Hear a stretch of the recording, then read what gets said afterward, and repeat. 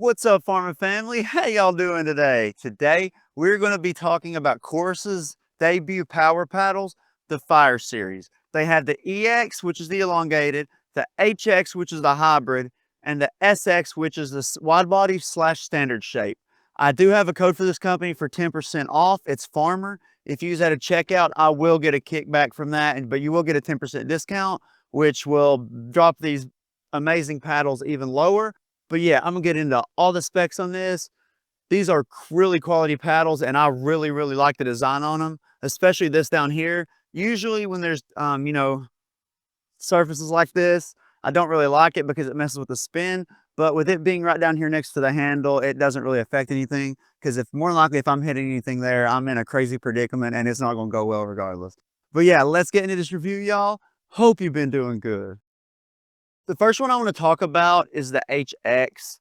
So if you want to talk about the pop for it, I would probably put it in between the TKOC 14 millimeter and the 12 millimeter. The same would go for the EX in terms of pop. I would put it right in between the two, millimeter sizes for the PaddleTech TKOs. And then when it came to the SX, I would put it somewhere between the 14 millimeter ESQ and the 12 millimeter. I don't feel like these have quite the pop that the 12 millimeter paddle techs do, but they definitely have more pop than the 14 millimeter paddle techs do. Now, in terms of power, if I was to categorize this in comparison to the paddle techs, because this is what it's going to be compared to the most, I would say that this is literally middle of the line, the hybrid shape is in terms of power compared to the paddle techs. Now, if you're going to compare the TKOC 12 millimeter and 14 millimeter, I think it has more plow through and more power than the HX does stock.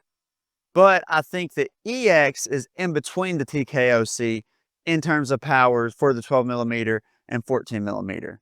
Now, when I'm using the wide body fire, I thought that the wide body fire had more power than the ESQ 12 millimeter and the 14 millimeter. So you are getting a little more plow through with the wide body version of the fire compared to the PaddleTech paddles.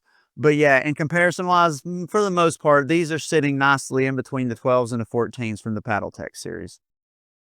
Now, let's talk about the control of these three paddles. Okay, if the pop is somewhere in between the paddle techs and the power for the most part is in between the paddle techs, you can almost guarantee that the control is very similar. It's for the elongated, it's in between the TKOC 12 and 14 millimeter in terms of pop, like perfectly in between those two. Like it is a good median between them. If you want something a little more poppy than a 14 millimeter paddle tech ESQC or the TKO, my bad, then I'd get this instead of bumping up to the 12. But yeah, controllability, these are definitely going to be a lot harder to control than other Gen 2 paddles that are currently on the market. I mean, that's what happens when you have, excessive pop. You're going to lose some of that control. But overall, the control of this, if you've used like a Paddle Tech, a Gen 3, or the Gen 2.5, which is still Gen 3, like the Pickleball Electo 3, you're going to be able to learn how to control this. But if you're coming up from a Gen 2, it's going to take a little bit because all three of these are definitely harder to control. Although the SX is the wide body is definitely a little easier to control than these other two paddles are. So if you're wanting the more controllable out of the three, I would probably go to the SX. When it came to the spin of these paddles, the EX got 2034, the HX got 2048, and the SX got 2082. All right, guys, if y'all watched any of my videos in the past or any of my recent videos, these paddles are all gonna get somewhere near the same spin. Most of these pill ply process paddles are gonna get anywhere from 1850 to 2200, depending on what quality control style paddle you're getting, sent to you. These are all very similar in terms of RPM. You're not gonna have any issue whatsoever with any of your spin. When it came to the swing weights, the swing weight on the SX was 108. The HX had a swing weight of 110, and the EX had a swing weight of 114. Okay, so the wide body has the swing weight you would expect for a standard wide body. Now, the hybrid has a swing weight very similar to most wide bodies that are in like the upper end, like the 10, the 110, 112 range. And then your elongated has the swing weight of a literal hybrid shape. What does that mean? Okay, it means if you're used to playing with a wide body, but you're wanting something with a little more reach, you can upgrade to the HX of this series and it not really affect you swing weight wise enough to matter. And then if you're used to using a hybrid and you're wanting to try something with a little bit, longer, and you can't really deal with the 120 plus swing weights, the EX is going to be a good option to upgrade to. It's not like a drastic change at all. Also, if you're wanting to use the EX and you prefer a higher swing weight paddle, this allows you for a lot of customization in terms of lead placement and stuff like that. So you can really slap the crap out of the ball.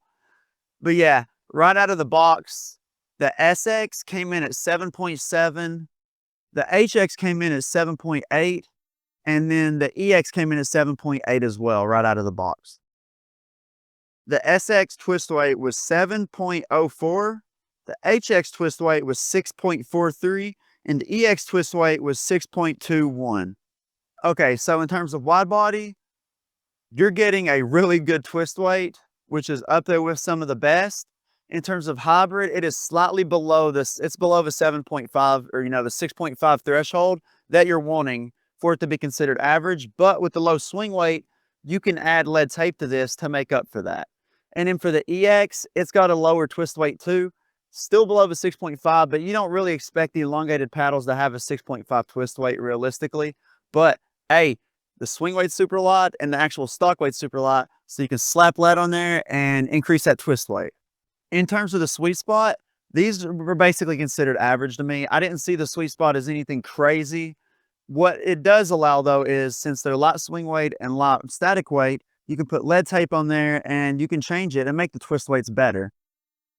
I mean, and the sweet spot's better, and the swing weight higher, the plow through higher. You can add so many bonuses just by adding lead tape to these paddles. But yeah, they don't have the sweet spots that the Gen 3s have. If you're wanting a crazy, crazy, sweet spot, you'd about have to get a foam-filled paddle, but then you're going to deal with the crushing of them and then breaking down and hitting so hard you can't control them.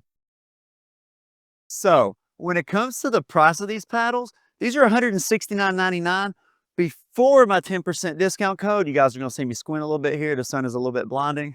But yeah, value for your money, worth it. If you're wanting a power paddle, I would jump on this. I prefer this over all the Gen 3s. I like these better than the Paddle Tech TKOC and the ESQ and the ALWC. These are just really high quality paddles. Out of everybody I tried and asked, how they felt about these paddles, I had my brother go to the EX. I had my buddy Jason go to the EX. I'm pretty sure I just smacked my microphone. And my buddy Alec went to the EX. All three of them preferred the EX. I was the only one that preferred the HX, and I didn't see anybody liking the SX in my whole group. Most of my, players that I play with are not wide body people, so that's not really surprising to me. But the elongated got so much love, like so much love from everybody else. I might have to take it out and play with it a lot more and see if I'm missing something. But yeah, until next time, stay safe, have a good day, drink plenty of water. Peace, y'all.